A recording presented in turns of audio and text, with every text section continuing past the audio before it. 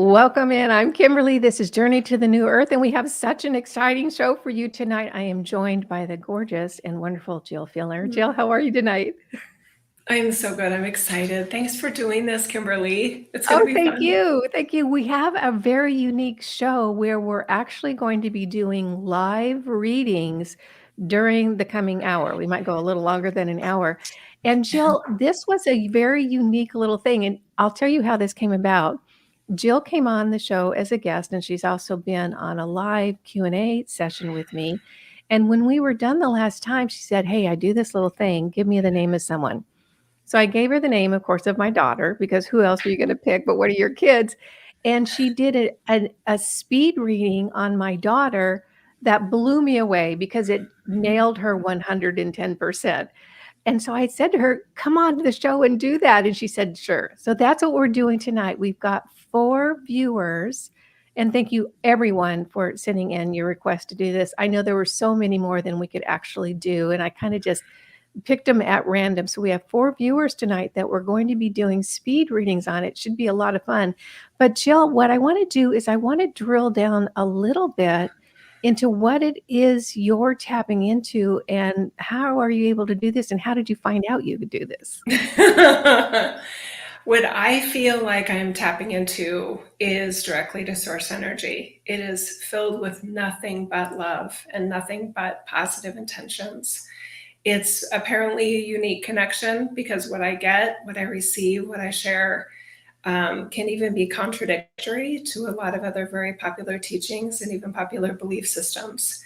So that's the what. In terms of the how, to me, it just feels like there's a river that is just deep within me, and I'm just sort of jumping into that, dipping my toe in, and then I just kind of let myself be it. I'm aware of it, but I feel like it's a bigger version of myself that's stepping in. I'm still involved as my Jill. I feel like I'm kind of the decoder, the translator for the source energy I'm connecting with. I didn't realize I had these gifts. I didn't even believe in gifts like this until I experienced my own. It was a fascinating Yeah. process. Yeah, I Yeah. was nothing but a skeptic about things like this. So it's kind of a strange irony.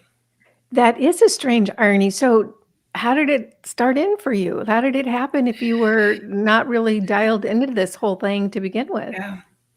I feel like I was kind of tricked in a way by the source energy that we all are, and I obviously am. But I would, like I said, I was a skeptic. I'm very rational. I'm a very type A, analytical, logic and reason type of person. And I was faced with a business decision that was just left me feeling a little bit not unconfident, but just uncertain in a way I hadn't been before. And my sister-in-law said I should go see her psychic. And I politely said, "Thanks, Julie, let's go, do this thing," because we had company over and she was one of the company. Anyway, I kind of disregarded it because it just sounded so ridiculous and silly. And I ended up taking her up on the idea of seeing her psychic, and the psychic helped me see myself in a new way. And it's very beautiful that now I get to help other people do that. And one of the things that her intuitive was showing me is that I had a whole bunch of layers of soulfulness within me that I wasn't even acknowledging, let alone utilizing. Yeah. Isn't that funny how on this earth plane in this dimension that we can have so many layers? It's almost like heavy clothing that covers up who we really are. And when you start taking off those layers, it's fascinating what you find. The most exciting thing to me, Kimberly, is that we actually are not hiding it from ourselves. It's just that we're just not in. It's like when I was talking about the river, it's just like we're not in that river. And some of us that are trying to be in that flow, that state of being, we're overcomplicating it, we're making it too hard, or we have unrealistic or inappropriate expectations about what that means. I actually don't believe we're all intuitive. I actually don't believe we can all channel and things like that. And I don't mean that in a negative way, but I mean, to me, it's just there are different gifts and abilities that we kind of pre-wired ourselves to have. And it's not that I do believe we are all intuitive, but what that means and how we design that for ourselves and to share it with others, etc. I just don't believe we're all that we all designed ourselves to do that. I understand why, but I just wanted to.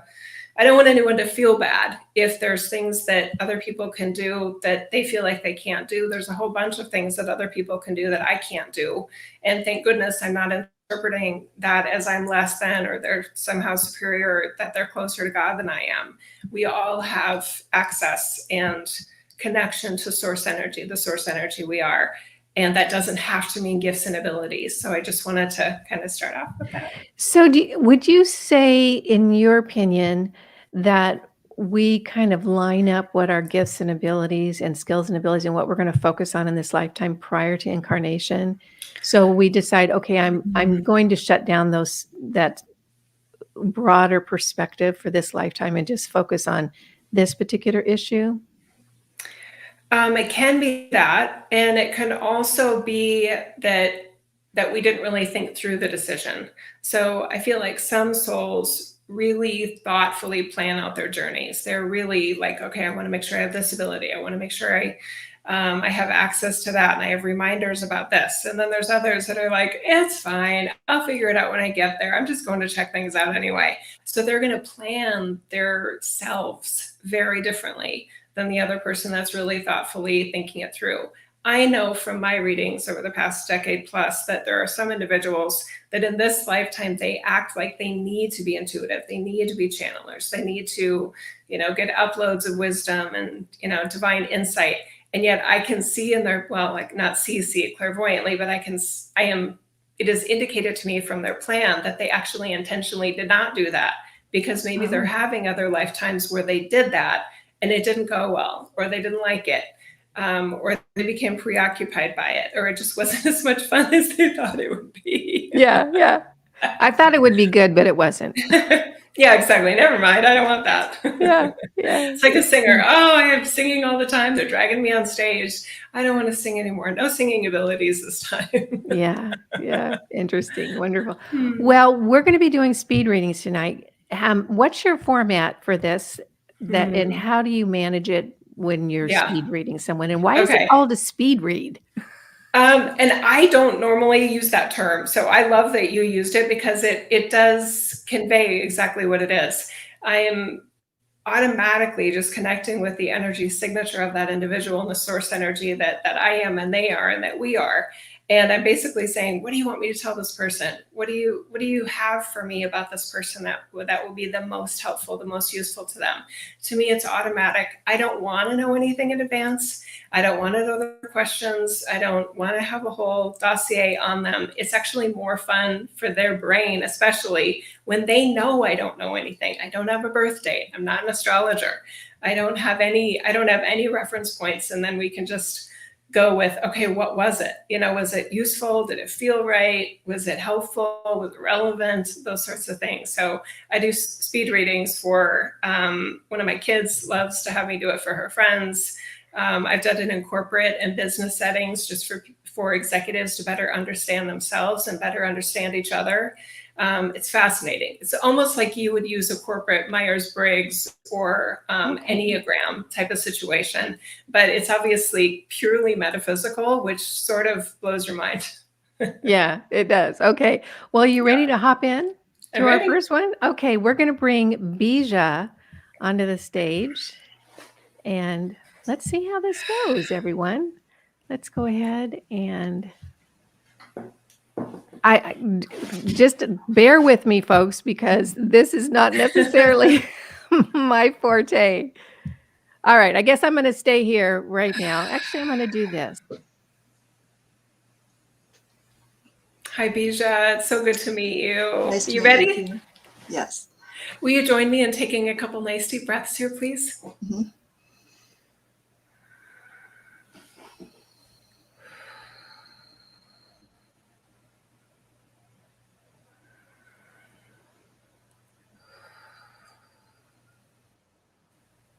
Okay, beautiful, Bija.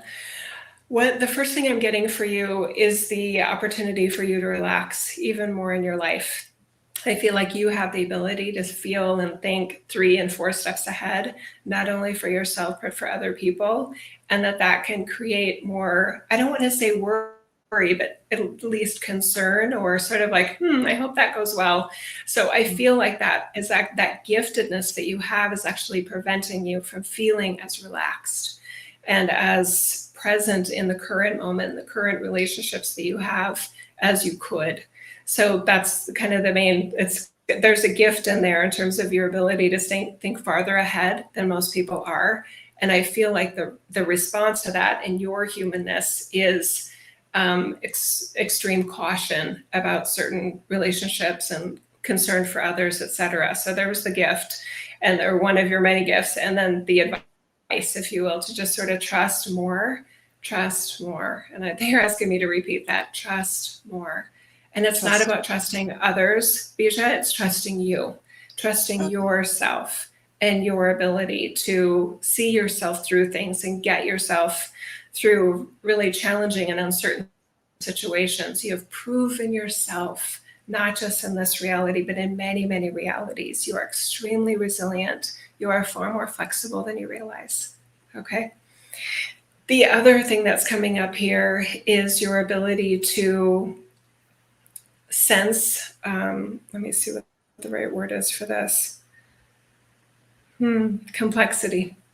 When others are this is related to the previous gift, when others are oversimplifying like an opportunity or oversimplifying a concern or a risk, I feel like you have the ability to look at it in a more complicated, you see the complexities in things, and that's many, many layers.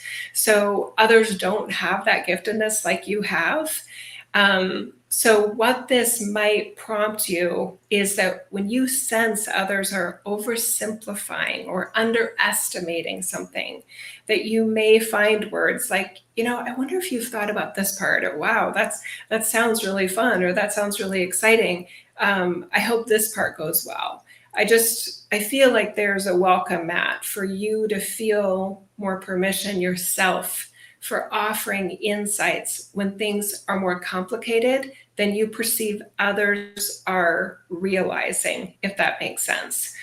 But Bija, the fact that you're able to observe things in a very multidimensional, complexity, complicated fashion tells me a lot about you, that you are a very well-designed system. You like to simplify things. You like to take complicated things and simplify them. And that takes intelligence, that takes amazing communication abilities, and sometimes that takes patience. Okay, so your ability to see complex things and understand them and have some sense of them, not everybody has that gift. So I just want to make sure that is also noted. That there's a part of you going, well, if I can see it, they can see it too. If I can sense that this is harder than it's looking, surely they're able to see that. And it's like, no, that's actually not true. So trusting your uniqueness in that and not overestimating others. They have gifts that you don't have. They have gifts that I don't have, but to assume that others have your strengths is misreading the situation. Okay. I hope that was meaningful, even though it was quick and speedy. Do you have one question that you want to ask me? Well, you mentioned that you sometimes will take a name and work from that. Yes. Could I say Elijah? Yes. Elijah. Okay.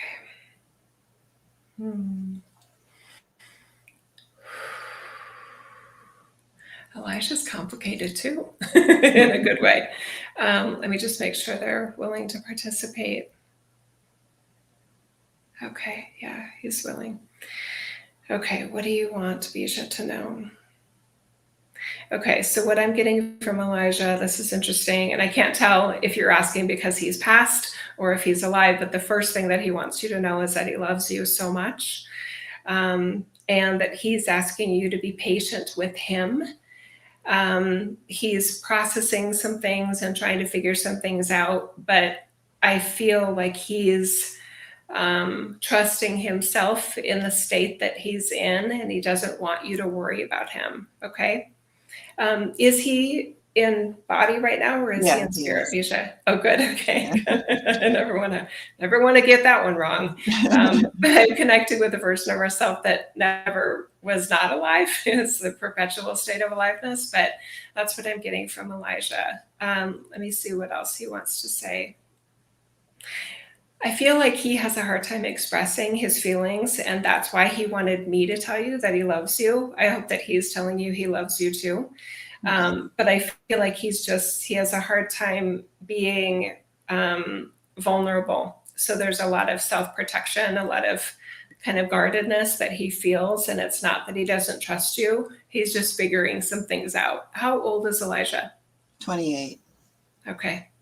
I'm just looking at him like, Elijah, come on.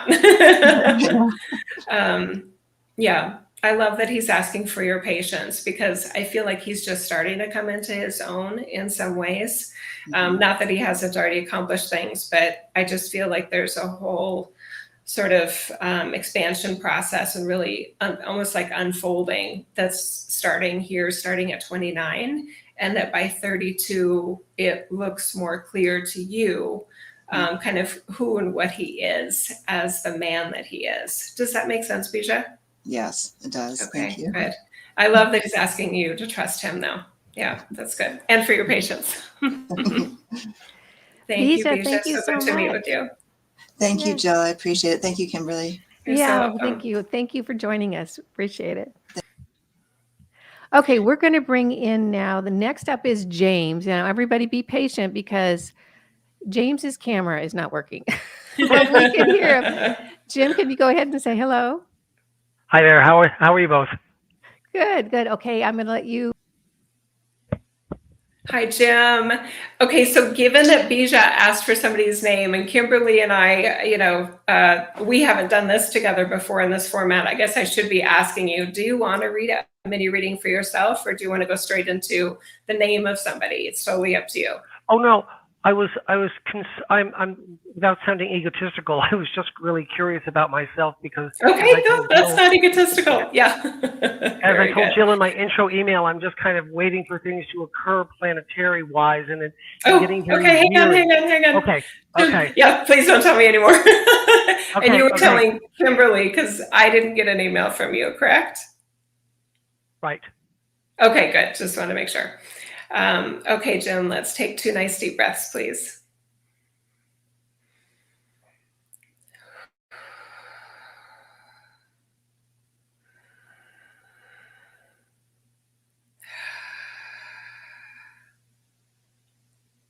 Okay, Jim.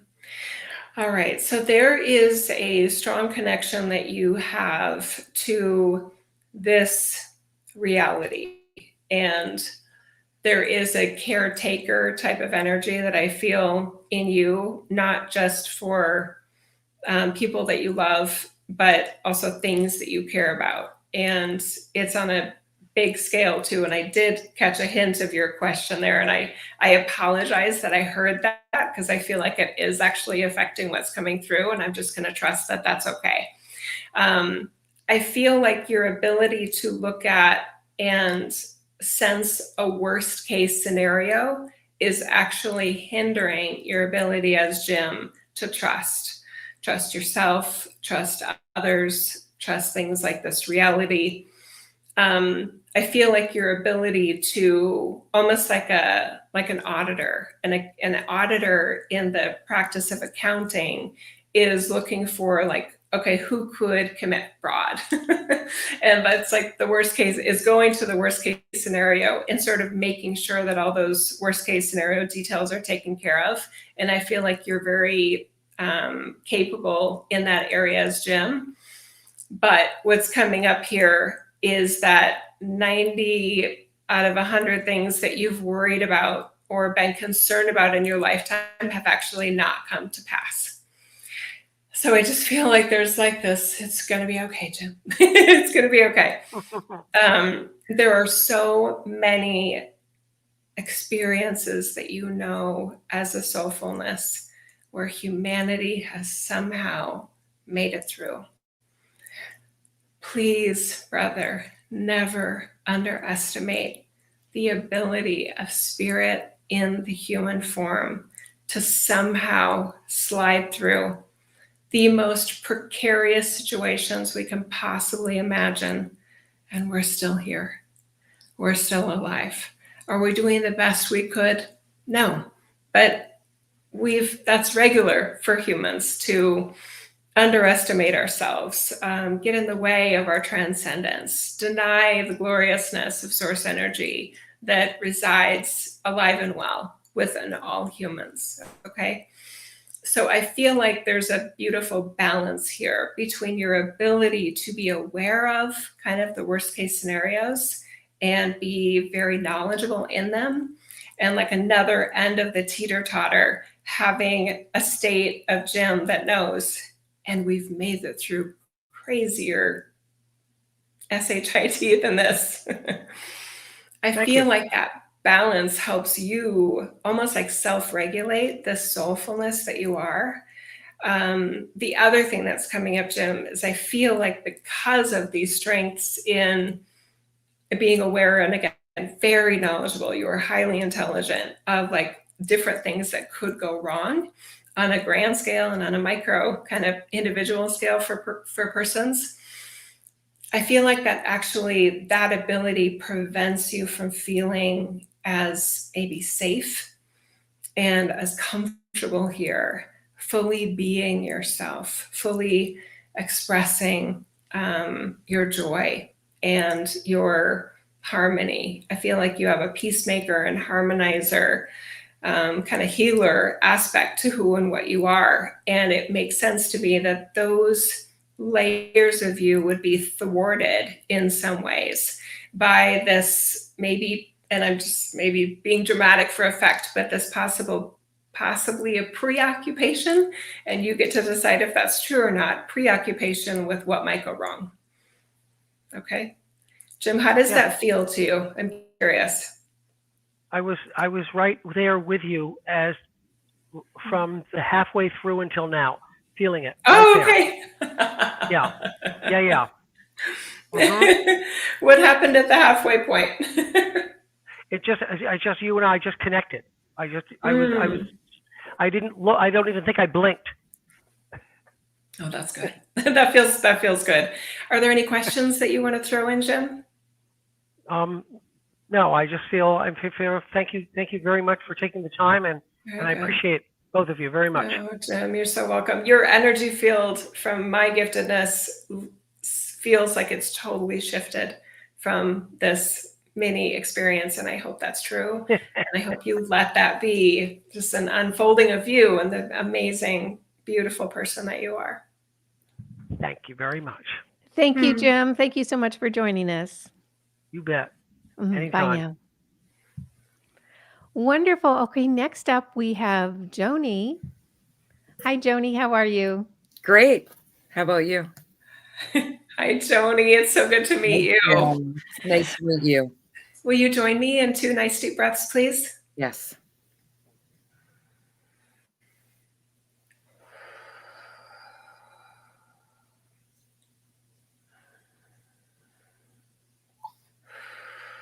Okay, Joanie, I love you. And it's not that I don't love the others. I'm just saying that there is this clarity here that I really appreciate. The first thing I felt when I was connecting with you there in those breaths is, the overseer. And that tells me a lot about you, Joanie, okay? There's this presence that you have that does feel sort of not just like the teacher in the room, but the principal in the room. The overseer sees everything. There's nothing that someone could hide from you, at least not for long. You can sense things on a very intuitive level, and you use that overseer archetype out of love and out of protection. I feel like your ability to sense kind of who needs a hug, who needs a little upliftment, that it's there at the ready, and you're probably not even as thought-based about that. It's just instinct. So I would not be surprised if you are the type of person that when you reach out to a friend or when you reach out to a loved one, and you're like, hey, I was just thinking about you today. How you doing? And they're like, I can't believe you called. This is the hardest day I've ever had. But you just knew, right? So I love the trust that you have in yourself. I definitely feel the confidence that you have in your Joanie, and I love that you have that because you have so many examples, Joanie, that you're probably not even keeping record of times that you trusted yourself and you were exactly what you wanted to be as your soulfulness in moments that may not have mattered a lot to you, but they mattered a lot to other people. Okay. The other thing that I'm getting about you is your ability to be very kind of cool under pressure in a good way. So if there is some serious stuff going down, I feel like you're very like, okay, let's think about this rationally, logically. Let's, okay, we've got a plan. So that tells me that you prepared yourself in that way for this reality. And I love that you did that because for many of us that are involved in conversations and participate in beautiful communities like Kimberly's here, there can be a level of empathy that is a lot more like Captain Kirk and maybe less so like Spock. And I love that Spock energy because it's a different construction of heart-centered consciousness. So the interesting thing is when I meet someone like you, if you had gone to some sort of a kind of a group experience and others are meditating and they're in tears and they're like, oh my God, did you feel that? And you may not be emoting as much. So it can feel a bit more like Spock in terms of the love is there, the wisdom is there, and it may not have the, I want to say the mushiness of traditional empaths, okay? So I feel like you wired yourself intentionally in that way. It is very heart-centered. And if anyone ever misreads you as cold versus cool, please give yourself permission to explain yourself that you feel love, you express love, you are love in a way that may not be, I want to say the stereotypical empath, and yet you are highly empathic and very compassionate. It feels like it has a beautiful amount of Spock in it, which is good because Spock and Kirk were a great team. Does that make sense to you, Joanie? Well, I'm also curious, does it resonate? Because that's a very unique reading. Yes, it totally does. And I spent 27 years in special education, and I felt like that was my special gift. And I had to be cool, but I could feel their heart. You know what I'm saying? Yeah. The other part I'll offer, since you said that, for a lot of individuals that end up in a special education environment, they have very unique wiring for this reality. Yes. And it can wires can get crossed, signals can get scrambled. This human template doesn't always work well for that frequency range. And that can be highly frustrating for some of those individuals. So how beautiful that you as the overseer with that beautiful, unique heart-centered consciousness were there in it's going to be okay principle, not freaking out, not, in tears about it, but very much in charge. So what a beautiful profession you chose. Thank you. They just needed validation, Everyone does. You gave more than that. And I'm sure you helped confidence in the parents and guardians too. So beautiful job, Joanie. Thank you so much. I appreciate it. You're so welcome. Pleasure to meet you. Pleasure to meet you. And Joanie, thanks for joining us. Thank you, Kim. Appreciate it. Bye. Okay, and then last up, we have Joyce. Hello. We're just rolling along. My goodness. Yes, we are. Talk about speedy. We're doing good. We're efficient tonight. Thanks, Kimberly. Hi, Joyce. Good to meet you. Hi, Jill. Nice to meet you. Joyce, did you want a reading for you, or do you want to give me a name? What would you like to do? Could I do both? You could. Or is it okay if we do you first? Yes. Okay, beautiful. Okay, Joyce. Very nice. Okay, join me in 2 nice deep breaths, please.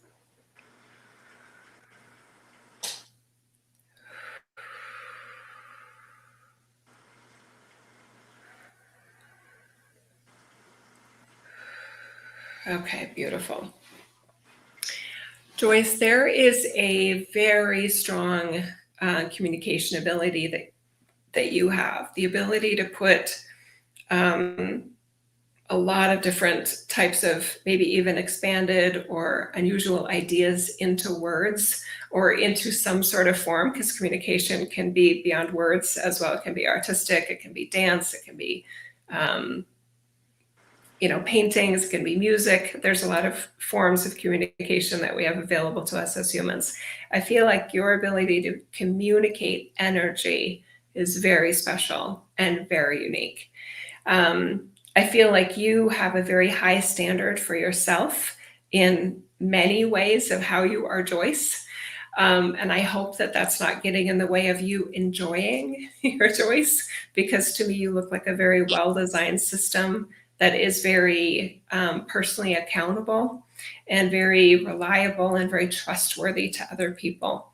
You probably don't give yourself the credit for that, and yet it tells me a lot about you, because you, as your soulfulness, designed you in a way that you wanted to hold yourself accountable. You didn't want to be dependent on others to hold you accountable to their standards. You set your standards probably higher than anyone else ever could for you in this reality. And that tells me a lot about your expectations of yourself are very high. Your abilities are obviously very high. I've never met someone who had very high standards for themselves and had very low ability. So you clearly have strengths and abilities in your Joyce. And I hope you are enjoying them, because it's very, very special. There is an artistic side to you, and I hope that you're feeling that creativity and I want to say artistry and artisanship, again, to me is very, I use that in a very broad sense. I've met engineers that are very creative and they don't believe it. And I say, okay, how many ways is there to write code? And they're like, well, a whole bunch of ways. I'm like, exactly. But you picked one way to write that code and you trusted yourself, right? So you are very trustworthy. You don't, oh yeah, this is good. I love this message from your team. And I'm going to talk third person here as I let your team come through. It's okay if you don't enjoy your Joyce. Your wiring, as we're experiencing you as us, is not about enjoying as much as it is feeling useful, feeling relevant, feeling purposeful in this lifetime as Joyce, which to Jill would be, well, have fun with it. But it's okay if you're not having fun with it, because from our perspective, that wasn't the primary goal. We do love when you are trusting yourself, though, because you wired yourselves in some very special ways. And you are very trustworthy with your wisdom, with your intentions, and with your creative abilities. Thank you. Nice. Okay, who do you want to ask about? What's their first name? Paul. Paul, okay. The first thing I feel about Paul is a beautiful gentleness. I feel some guardedness, that maybe they protect that gentleness from certain people in this world. Maybe they don't come across as gentle with everybody, but they do with their favorite people. And I feel like you're one of those favorite people. I feel like Paul, as his Paul, had a sense of himself that was very below the surface, i.e. very deep, and maybe not as verbal, not as wordy. But there is, and for some reason I want to say was, that's funny. There is a sense of depth there that may not always translate to most people. So somebody that's super chatty is probably not Paul's favorite people. But somebody that's comfortable just being, it looks to me like it's Paul's favorite type of people, because that he has a very strong self-comfort level, very comfortable on, by himself, very comfortable on his own. very present in himself without the need for other humans to make him feel alive, if that makes sense. Makes sense. He can feel exhausted around certain humans that are needy or that he's concerned about. Yeah, what else does Paul want me to let you know?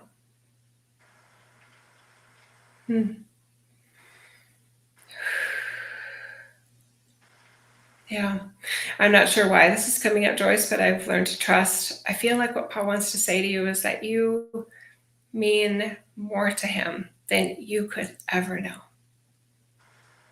Thank you.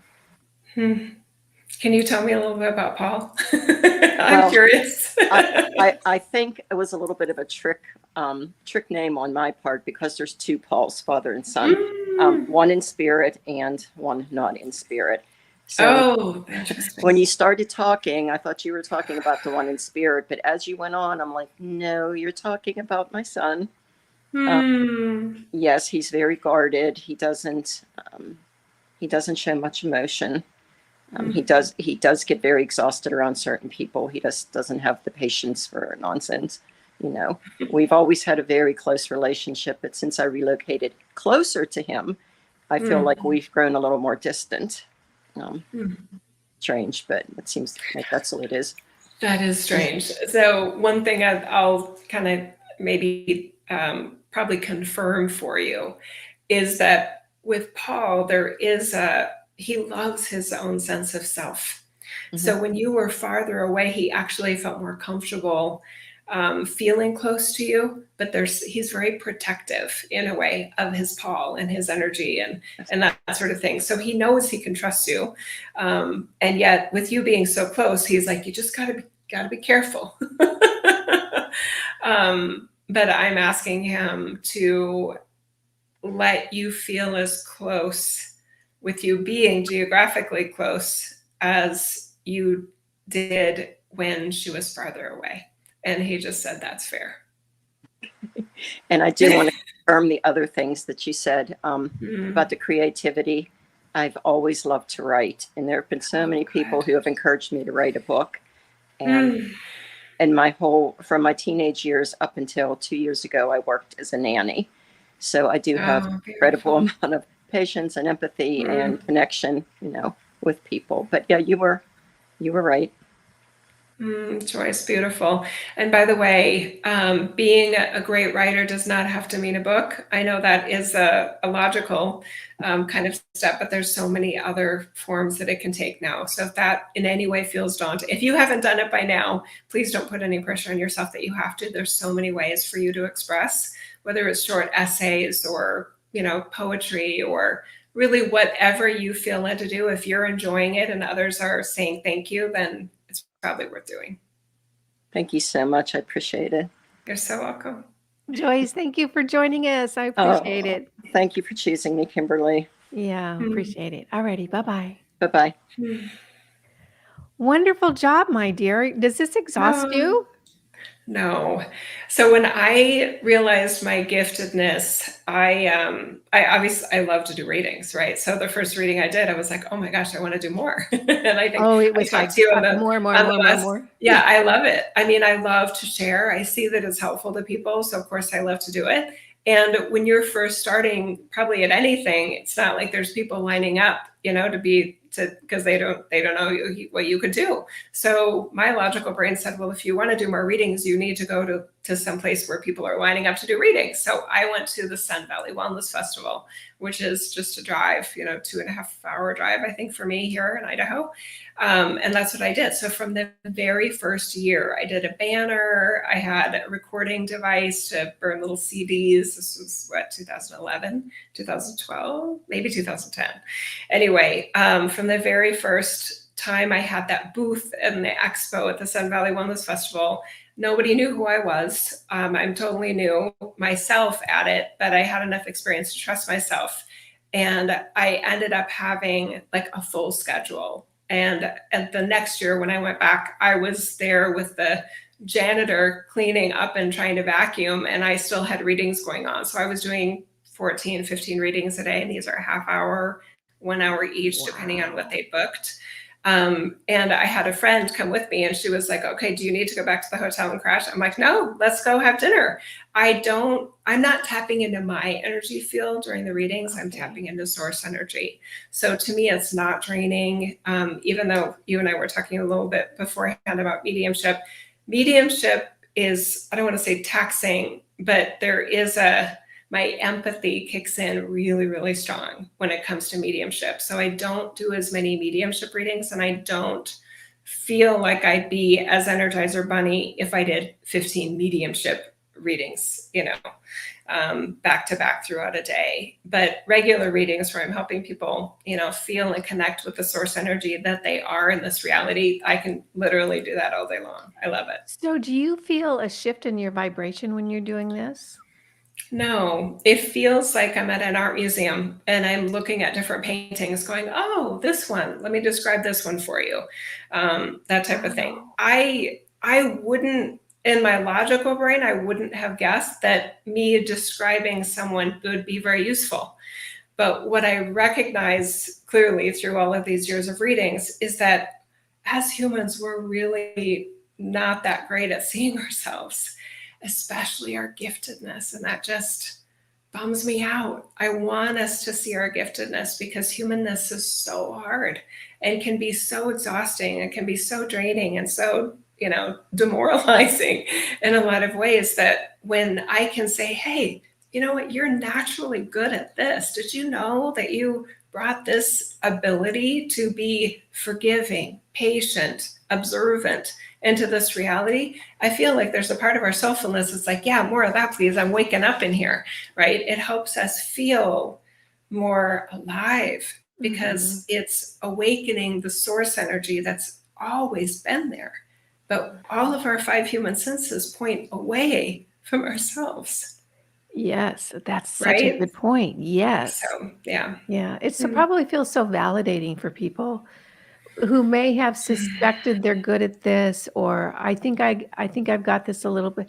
But when you come in and say, "Hey, you got boom, boom, boom, boom, boom," it probably feels really good to get that acknowledgement from someone other than a human. In other words, a source of information than just a human opinion.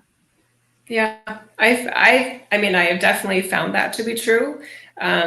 Hopefully, that's why we all love a good reading, is because it helps us recognize that there is some design there. We did design ourselves in some really beautiful, well-intended sorts of ways, and the brain can be really hard on ourselves. That came up a little bit in Joyce's reading, that for any of us that have high expectations of ourselves, we're like the last ones to say to ourselves, you were so amazing right there. Look at you. You just did that. You weren't even trained in how to, be patient and kind and compassionate or offer amazing advice that 10 loved ones have told them, but you're the first person they heard it from.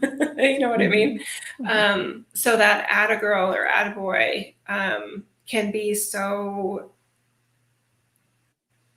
pleasing, satisfying, healing, even. Yeah. Yeah, healing is what comes up for me because, earth can be a little bumpy. Yeah. Yeah.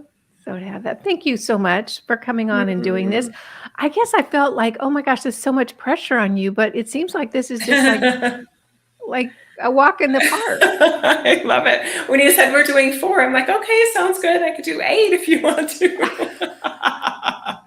Right. Well, maybe Yeah. next time we will, I just think it's such a wonderful opportunity for not only the people to really see themselves in just such a beautiful way, but for them also to connect with the fact that there's something so much bigger going on here.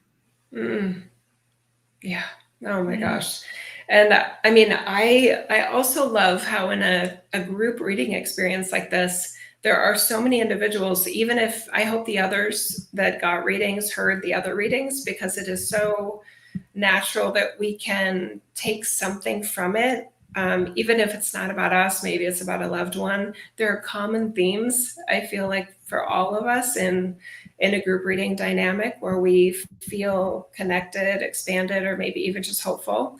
If something resonates, that it's almost like it awakens or activates something within us on a soul level and a source energy range. The other thing, Kimberly, I just want to offer, if I could, is that for any of us that are very dedicated to acquiring skills in this reality, that's skills and learning and education in this environment and in this reality is so brain focused. We have to memorize, we have to learn, we have to, expand and grow and evolve and all these things. We have to remember, there's a lot of pressure in that. So when I'm coming in a totally different way and I'm like, yeah, brain, I see you, you're awesome. I'm going to talk about some other stuff. Giftedness that they brought in with them, temperaments and godliness that they just are, that you didn't take a class for, that you didn't help this human that you are a part of earn a certificate, or there's no Girl Scout or Boy Scout badge involved in this. And what's incredible to me as someone who also really, really values intelligence is that the brain discounts some of the things that come up in my sharing part of the reading. So the brain is almost like, yeah, that's great. I want to talk about what I need to learn. I want to talk about, am I good enough at this skill I've been working on, for years or whatever. So the brain can sort of take over the human experience in a way that disregards and discounts the soulfulness that's always been there, that never needed a classroom, that never needed a teacher or even reminders. Yeah. I love that irony in a way. It's fascinating. It's fascinating. And you do such a fabulous job. Oh, You're thank you so so encouraging. much. You're just look at things in such a lovely, inspiring way. You're so articulate. I appreciate you so much. Thank you so much. I love this work. I really do. I love helping people see themselves in a way that from my giftedness, our source energy sees us and loves it when we see ourselves in that way. Yeah. The wonderful tapestry that we all make up. Yes, completely. Yeah. Thank you. So how do we find out more about you? My website has pretty much everything that I think someone could want to know. And that's just my full name, JillReneeFeeler.com. Yeah, and I'll have that listed in the description box. I don't now Thank because you. I didn't get it done, but I will. That's It'll be okay. easy Thank to you so find. much. And you do readings, you do a little bit of mediumship. The way that I know you, Jill, is through channeling. You're just a beautiful channel, very beautiful, clear, insightful channel. Yeah. Thank you so much. The channeling is a big part of what I do. And I feel like for a lot of people that either know me from YouTube way back in the day, I think I started my YouTube channel in 2009. And then I dropped off from that a little bit and started doing, more membership types of things. The channeling has a way of speaking to us on a level of ourselves that I've heard and I find to be very unique and very fulfilling, helping us remember we're far more whole and complete than we would think. Yeah. And powerful as well. Thank you. Oh, thank you so much. I had a great time. I hope all you watching did too. It's it's so fun to see this type of skill set in action. So Jill, thank you. I hope you'll come back sometime. I'd love to. Anytime. Thank you so much. Thanks, everybody. All right. Thanks, everyone, for watching. We'll see you tomorrow night, actually, here on YouTube. All righty. Bye now.